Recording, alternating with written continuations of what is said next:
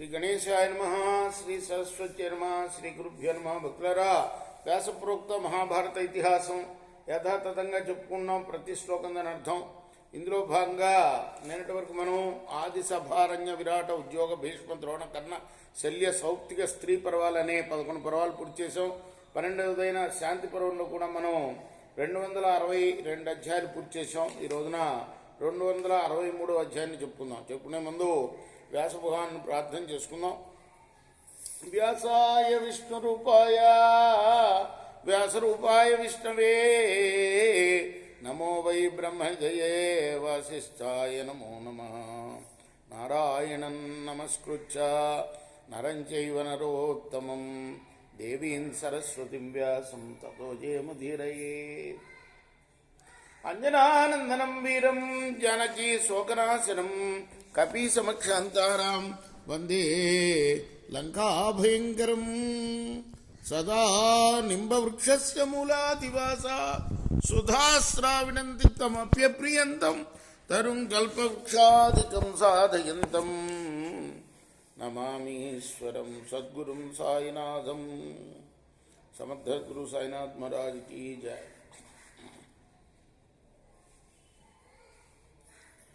జాజలిరువాచ అయం ప్రవర్తితో ధర్మః తులాం ధారయతా త్వయా స్వర్గద్వారం చ వృత్తిం చ భూతానాం అవరోచ్యతే. జాజలి ఇలా చెబుతున్నాడు. చేతిలో తాసును పట్టి నువ్వు ప్రతిపాదిస్తున్న ఈ ధర్మం స్వర్గద్వారాన్ని ప్రాణుల జీవికా వృత్తులను కూడా ప్రతిబంధించేటట్టుగా ఉన్నది. కృష్యాహ్యన్నం ప్రభవతి తతస్త్వమపి జీవసి పశుభిశ్చౌషధీభిశ్చ మర్చా జీవంతి వాణిజ.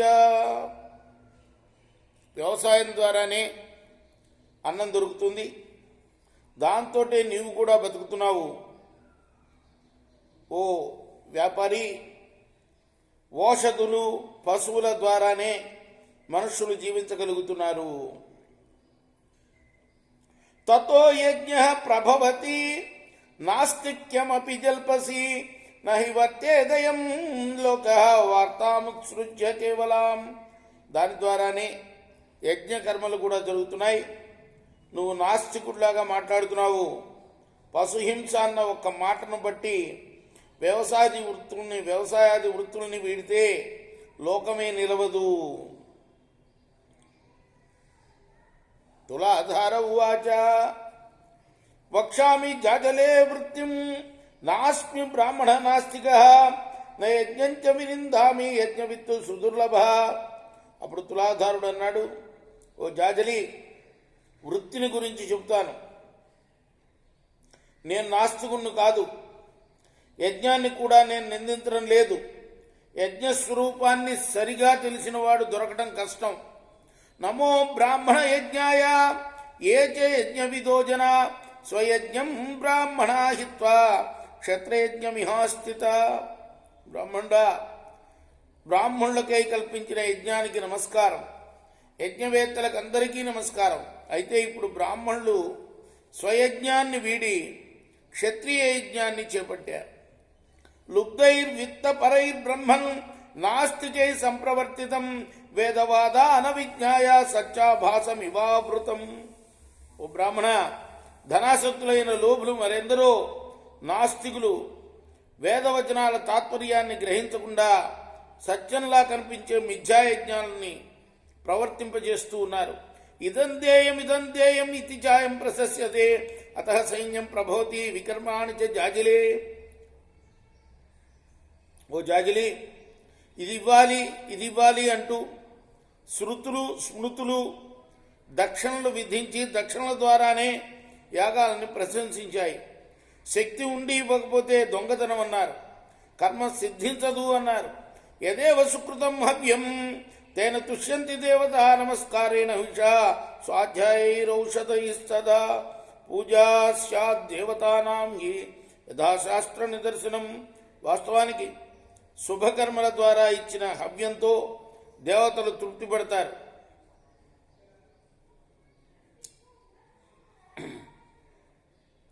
శాస్త్ర విధిని బట్టి నమస్కారంతో, హవిస్సుతో, స్వాధ్యాయంతో, ఓషధులతో దేవతలను పూజించాలి. ఇష్టాపూర్తాద సాధూనాం విగుణా జాయతే ప్రజా. కాముకులై యాగాల్ని నిర్వర్తించిన, చెరువులు తవ్వించిన, అంటే ఇష్టాలు పూర్తాలు. ఇష్టి అంటే యజ్ఞం, పూర్తం అంటే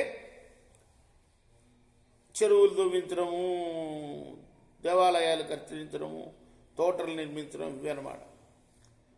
కాముకులై అలా ఇష్టాలు అంటే యాగాలు నిర్వర్తించిన, చెరువులు తవ్వించిన, తోటలు నిర్మించిన గుణహీనులైన పిల్లలు పుడతారు. చూసారా, మనం చాలా చోట్ల చూస్తూ ఉంటాం. ఎంతో గొప్పవాడు వీడు, అయినా కూడా ఇట్లా పిల్లలు ఎలా పుడతారంటే యాగం చేసేటప్పుడు కానీ, దేవాలయం కట్టించేటప్పుడు కానీ, ఇదిగో నాకు ఈ కోరిక తీరాలనే ఉద్దేశం ఉండకూడదు. మనిషిలో నిష్కామంగా చేయాలి, అది చెప్తున్నారు. లుబ్ధేభ్యో జాయతే లుబ్ధ సమేభ్యో జాయతే సమః యజమానా యథాత్మానం వృత్తిజశ్చ తథా ప్రజా. లోపులకి లోపులే పుడతారు, సమదర్శులకు సమదర్శులే పుడతారు. యజమానులు ఋత్విక్కులు ఎటువంటి వారైతే వారి పిల్లలు కూడా అటువంటి వారే అవుతారు. యజ్ఞాత్ ప్రజా ప్రభవతి నభసోం భైవామలం అగ్నౌ ప్రాప్తాహుతిర్బ్రహ్మన్ ఆదిత్యోపగచ్చతి ఆదిత్యాజ్ఞాయతే వృష్టి వృష్టిరన్నం తథ ప్రజా. ఆకాశం నుండి నిర్మల జలం కురిసినట్లు పవిత్ర భావంతో చేసిన యజ్ఞం వల్ల సత్పుత్రులు పుడతారు. బ్రాహ్మణ, అగ్నికి ఇచ్చిన ఆహుతి ఆదిత్యుడికి చేరుతుంది. ఆదిత్యుడి వల్ల వర్షం కురుస్తుంది. వర్షం ద్వారా అన్నం నుండి ప్రజలు పుడతారు. తస్మాత్ సువిస్థిత పూర్వే సర్వాన్ కామాంశలేభిరే అకృష్టపచ్చా పృథివీ ఆశీర్భిర్ విరుధో భవన్. కాబట్టి ప్రాచీనులు చక్కగా యజ్ఞాలు నిర్వహించి సర్వకామాలని కూడా పొందారు. భూమి దున్నకపోయినా పండేది. వారి శుభాశీస్సులతో చెట్లు ఫలించేవి. అంటే మనం యజ్ఞాలు నిర్వహిస్తే చాలు, ఇది కావాలి అని కోరుకోకూడదు. మనకు కావాల్సింది ఏదో అది భగవంతుడు ఇస్తాడు, అది చెప్తున్నారన్నమాట ఇక్కడ. నతే యజ్ఞేష్వాత్మసు వా ఫలం పశ్యతి కించన శంకమానా ఫలం యజ్ఞే ఏ జేరన్ కథంచన జాయంతే సాధవో ధూర్త లుబ్ధా విత్త ప్రయోజన. వారు యాగ నిర్వహణలో తమ కోసం ఏమీ ఆశించేవారు కాదు. యజ్ఞ ఫలాన్ని శంకిస్తూ ఏదో ఒక రీతిగా యజ్ఞాన్ని నిర్వహించిన వారు ధనాపేక్ష గల లుబ్ధులు, ధూర్తులుగా పరిగణింపబడతారు. సస్మ పాపకృతాం లోకాన్ గచ్చేత్ అశుభకర్మణ ప్రమాణేన యః కుర్యాద్ అశుభం వరః పాపాత్మా సుకృత ప్రజ్ఞ సదైవేహ ద్విజోత్తమ. ఓ ద్విజోత్తమ, ప్రామాణికమైన వేదాన్ని తన అప్రామాణిక తర్కంతో అశుభకర్మల వైపు ప్రవర్తింపజేసేవాడు బుద్ధిహీనుడు, నిత్యపాపాత్ముడు. అతడు తన అశుభ కర్మల ద్వారా పాపాత్ములు పొందే లోకాలనే పొందుతాడు.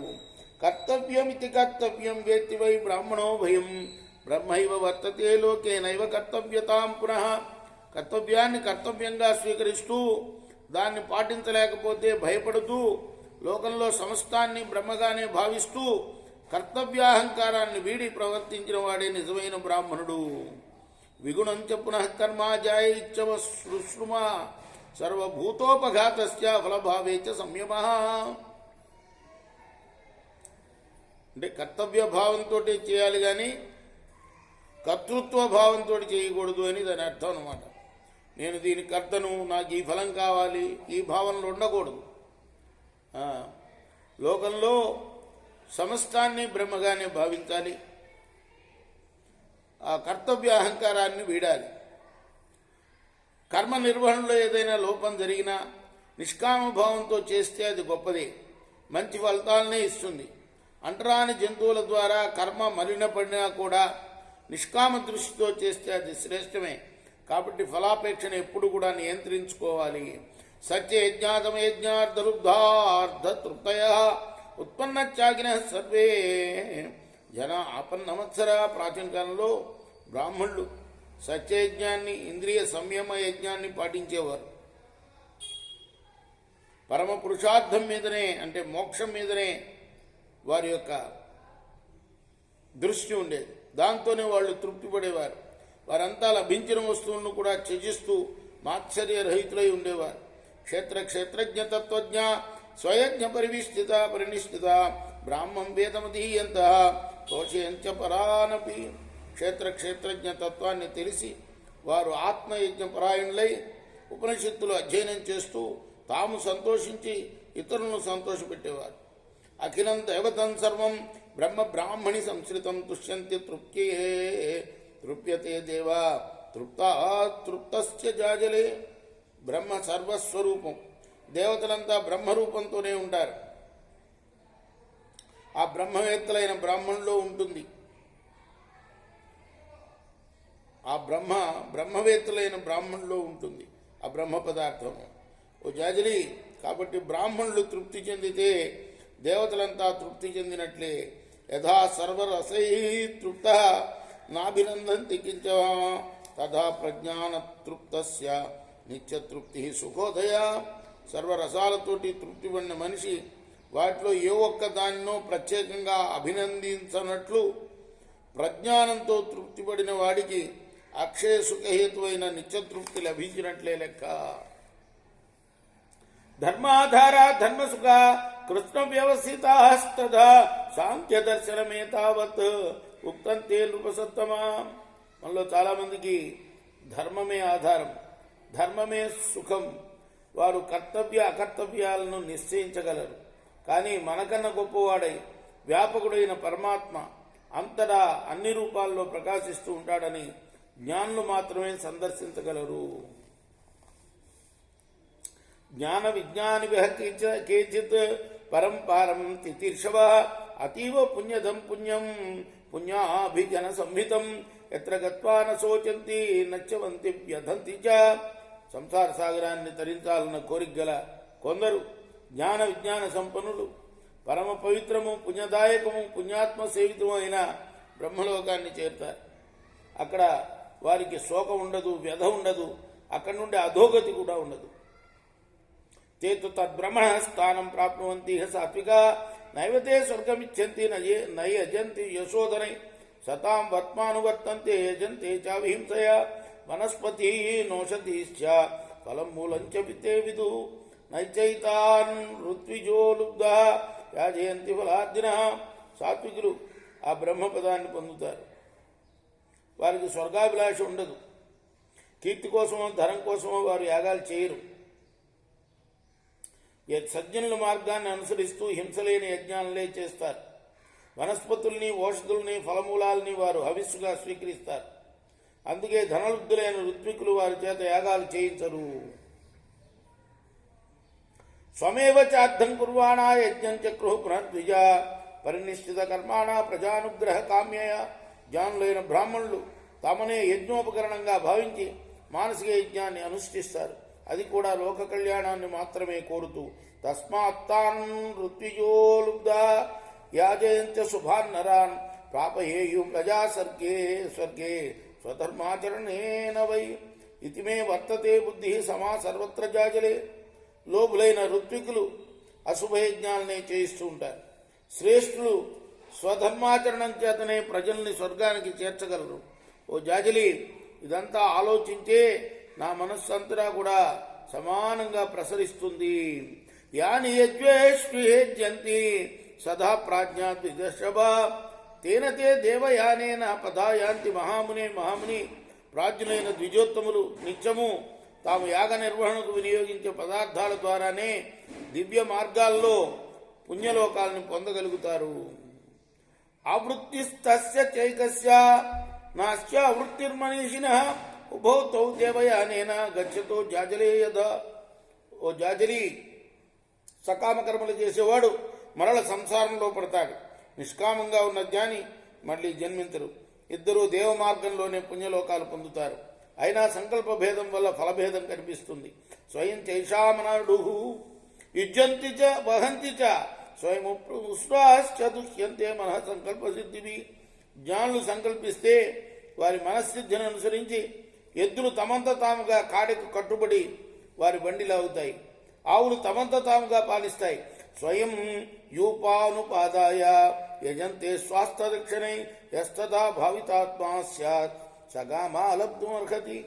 యోగ సిద్ధుల దగ్గరకు యూపం తనంత తానుగా వస్తుంది. దాంతో వారు చాలినంత దక్షిణలతో యాగం చేయగలుగుతారు. ఆ ఋత్విక్కుల దగ్గరకు దక్షిణలు కూడా తమంత తాముగా వచ్చి చేరుతాయి. అలా అంతఃకరణాన్ని నిలుపుకున్నవాడే భూమిని కూడా పొందగలడు.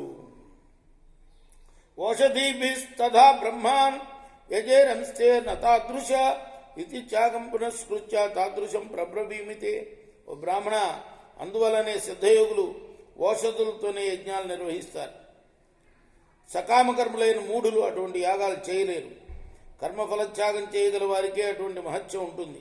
కాబట్టి నేను త్యాగాన్ని ప్రదానం చేసి నీకు ఇలా చెప్తున్నాను. నిరాశిషమనారంభం నిర్నమస్కారమస్తుతిం అక్షీణం క్షీణకర్మాణం తందేవా బ్రాహ్మణా విదు. ఆశలు లేనివాడు, సకామ కర్మలు చేయనివాడు, నమస్కారాలకు స్థుతులకు దూరంగా నిలిచేవాడు, ధర్మక్షయం లేనివాడు, కర్మబంధాలు తొలగినవాడు వాడే బ్రాహ్మణుడు అని దేవతలు భావిస్తారు. న శ్రావయన్న చేయజన్ న దదర్ బ్రాహ్మణేషు జా కామ్యాం వృత్తిం లిప్సమాన కింగతిం యాతి జాజలే ఇదంతు దైవతం కృత్వా యథా యజ్ఞం అవాప్నుయాత్. ఓ జాజలి, అధ్యయనం చేయకుండా యజ్ఞాన్ని మాన్ని బ్రాహ్మణులకు దానం చేయటాన్ని వీడి భోగ పదార్థ ప్రాప్తికై అనుగుణమైన ప్రవృత్తిని కోరుకుంటున్నవాడు కుత్సిత గతిని పొందుతాడు. కానీ నిష్కామ ధర్మాన్నే దైవంగా భావించి ఆరాధించిన వాడు యథార్థమైన యజ్ఞఫలాన్ని మోక్షాన్ని పొందగలడు. జాజలిరువాచ నవై మునీనాం శృణుమహస్వత్తత్వం పృచ్ఛామి తే వాణిజ కష్టమే తత్ పూర్వే చాస్య నావే క్షమాన నాతః పరం తం ఋషః స్థాపయంతి. జాజులు ఇలా అడిగాడు, వాణిజా, ముళ్ళ దగ్గర ఎప్పుడు నువ్వు చెప్తున్న ఆత్మయాగ తత్వాన్ని నేను వినలేదు. ప్రాచీన మహర్షులు ఎవరు కూడా దీనిపై పెద్దగా దృష్టి పెట్టలేదు. వారు గొప్పవారే, ఆలోచించిన వారే, కానీ ఇటువంటి ధర్మాన్ని వారు స్థాపించలేదు. అందుకే నేను అడుగుతున్నాను. యస్మిన్ నైవాత్మతీర్థేన పశవ ప్రాప్నుయర్ముఖం అధస్మ కర్మణ కేనా వాణిజ ప్రాప్నుయాత్ సుఖం సంసమే తస్మహ ప్రాజ్ఞ భృశం వై శ్రద్ధధామితే. ఓ వ్యాపారుడా, ఈ రీతిగా ఆత్మయజ్ఞాన్ని తెలియలేని అజ్ఞానులు దీని సౌభాగ్యాన్ని పొందలేరు కదా. మరి వారికి ఏ కర్మ సుఖాన్ని ఇస్తుంది? మహాప్రాజ్ఞ, దాన్ని నాకు చెప్పు, చాలా శ్రద్ధగా వింటాను అన్నాడు. తులాధారు ఉవాచ. తులాధారుడు అంటే వ్యాపారస్తుడు ఆయన పేరు అది. ఉత యజ్ఞ మఖం నార్హంతి తే క్వచిత్ ఆద్యేన పైసా దద్నా పునః విశేషత బాలై శృంగేన పాదేన సంభరచ్చేవ గౌర్ముఖం. తులాధారుడు అన్నాడు, డాంబికుల యజ్ఞాల్ని యజ్ఞమని వ్యవహరించడం కూడా తగదు. వారికి మానసిక యజ్ఞానికి కానీ కర్మయజ్ఞానికి కానీ అధికారం లేదు. నెయ్యి, పాలు, పెరుగు, పూర్ణాహుతులతోనే శ్రద్ధాళువులు యజ్ఞాన్ని ముగిస్తారు. వారికి ఒకవేళ శక్తి లేకపోతే ఆవు తన తోకతో, కొమ్ములతో, పాత ధూళితో వారి యాగాన్ని సుసంపన్నం చేస్తుంది. పత్నీంచానేన విధినా ప్రకరోతి నియోజయన్ ఇష్టంతు దైవతం కృత్వా యథా యజ్ఞమ వాప్నియాతి. ఈ రీతిగా దేవతలను అర్చించడానికి శ్రద్ధను కూడా పత్నిగా చేసుకుని యజ్ఞాన్నే దేవతలను వలె ఆరాధించి ఉన్న రూపంతోనే యజ్ఞపురుషుడైన విష్ణువును పొందవచ్చు. పురోడాశో హి సర్వేషాం పశూనాం మే చౌచ్యతే సర్వానజ్య సరస్వత్య సర్వే పుణ్యా శిరోచ్య. యజ్ఞ విధిలోనున్న సర్వ పశువుల పాలతో చేసిన పురోడాశమే పవిత్రమైనది. నదులన్నీ సరస్వతి స్వరూపాలే, పర్వతాలన్నీ పవిత్రాలే.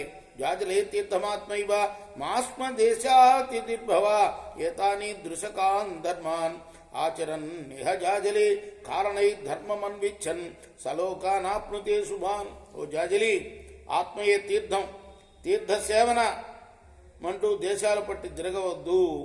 ఇప్పుడు నేను చెప్పిన అహింసా ధర్మాన్ని పాటిస్తూ విశేష కారణాలతో ధర్మాన్ని అనుసంధానం చేస్తూ పుణ్యలోకాలను చేరవచ్చు.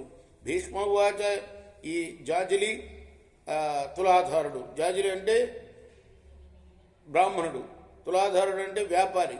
ఈ సంవాదం ఏదైతే ఉందో దీన్ని భీష్ముడు ధర్మరాజుకు చెప్పాడనమాట.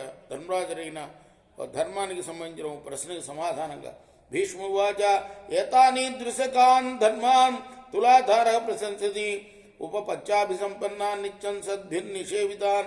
భీష్ముడిలా చెప్తున్నాడు. ఈ ప్రకారంగా హింసారహితమై యుక్తి సంగతమై సతతము సజ్జన సేవితమైన ధర్మాన్నే తులాధారుడు అభినందిస్తాడు.